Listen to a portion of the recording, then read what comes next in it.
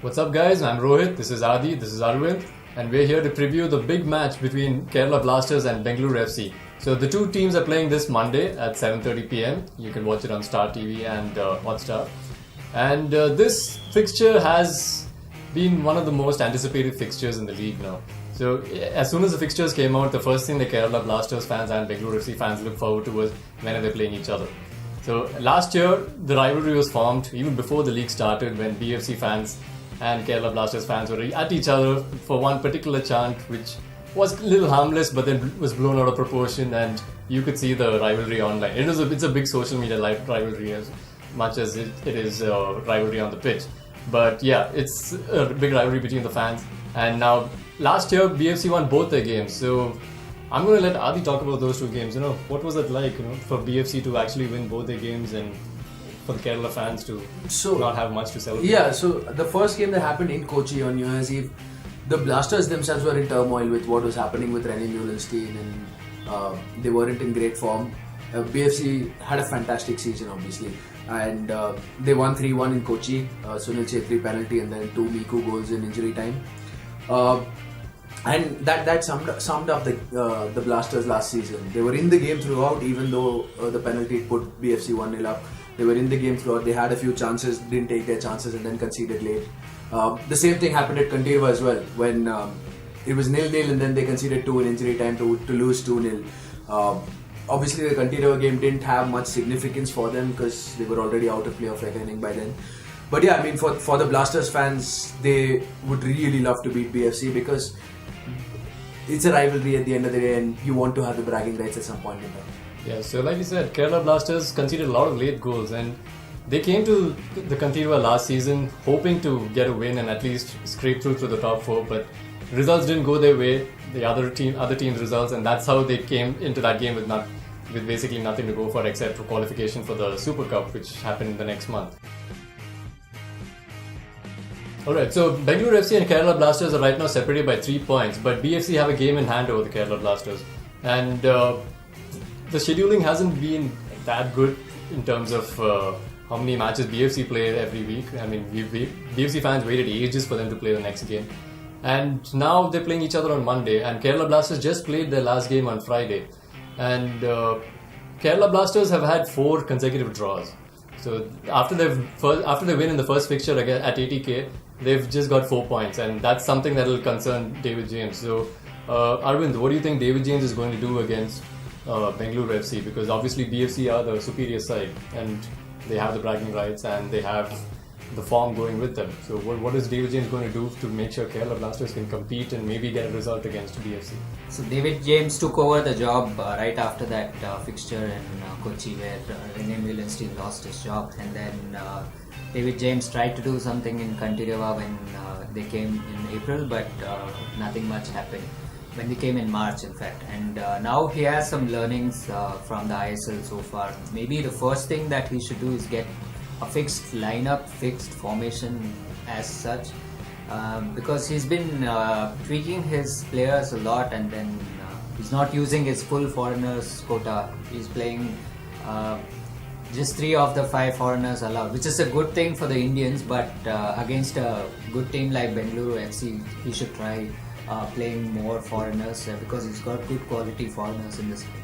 Bengaluru FC have come from a good result. They also beat 80k 2-1. Have come from behind, in fact, with Partulu and Miku. Miku scoring a brilliant goal to get them level before Partulu scored the winner.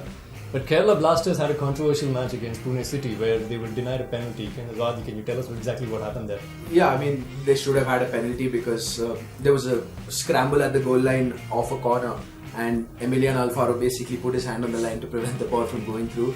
It was obviously the referee first gave it as a goal and then made the correct decision of not awarding the goal, but then he obviously screwed up by not giving Blasters a penalty, and I mean, Alfaro probably would have gotten sent off as well if Blasters had gotten the penalty. So yeah, I mean, but even without that game, Kerala being guilty of conceding late goals, they did that against Mumbai City when Pranjal Bhumich scored a fantastic goal to bring Mumbai back to 1-1. They conceded a late goal against Delhi to come back. to allow them to come back. So draws have been a problem for Kerala. They are undefeated, but draws have been a problem. And against a side like BFC, you cannot afford to let your guard down at any point in time because of the quality of Miku, Chetri, Udanta. And that showed last year when Blasters conceded 4 goals in injury time over the 2 games. So that is one area where David James really going to have to be careful and wary of the quality that Bengaluru possess.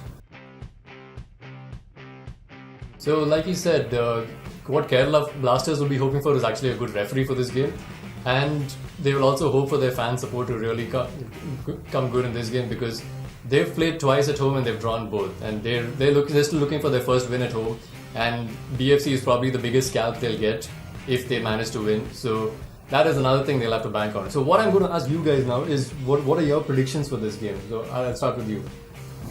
So I think Kerala Blasters aren't at that level to beat Bengaluru FC yet. They are on their way, so this match will probably be a win in favor of Bengaluru FC. Maybe 1-3. Again, like last time, CK Vinith could end up scoring.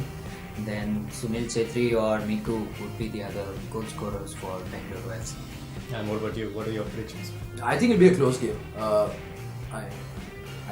Either a 1-1 draw or a 2-1 win to BFC. I don't see Blasters winning, but I really think another draw could be a realistic possibility because of the fact that BFC are on their travels. They've already played 2 away games, had a stretch, this is their 3rd. So that might take a toll on them at some point, but I don't think BFC will lose. Okay, so as you can see, neither of them have given a prediction where BFC actually keep a clean sheet, and that's been a problem for them because they haven't kept a clean sheet in the last 2 games, I think. And their defense has been a little iffy compared to last season, and Gurpreet is also trying to make sure that they don't concede enough. But let's see what happens. And make sure you guys tune in on Monday night, because that's when the big game kicks off, and it will be in Cochin. Hopefully we'll see. I heard there's a big travelling contingent going to Kochi for this game. Do you know how many fans? Around 100 is what I'm hearing, but we will see on Monday night. Okay, yeah. So that's for Bengaluru FC. Yeah, so Kerala have planned in a very big way, and they have fans going from Calicut, Malappuram, and other parts of Kerala right into. They have a combined ticket offer where you get an East Gallery ticket as well as a bus ticket. That's just for like 750 rupees on an average. And that's one of the best parts about the Manyapada. That's what they call the Kerala fans, and they're very organized with how they go on with respect to the trips to the stadium and the match tickets themselves and the trips back home. So make sure you guys tune in. It's going to be a big match. It's going to be loud, and we're going to see a really cracker of a match, and hopefully we will see a good result without any referee blunders. Okay, that's all from me. This is Rohith, this is Adi, this is Aravind, and make sure you guys tune in on Monday night.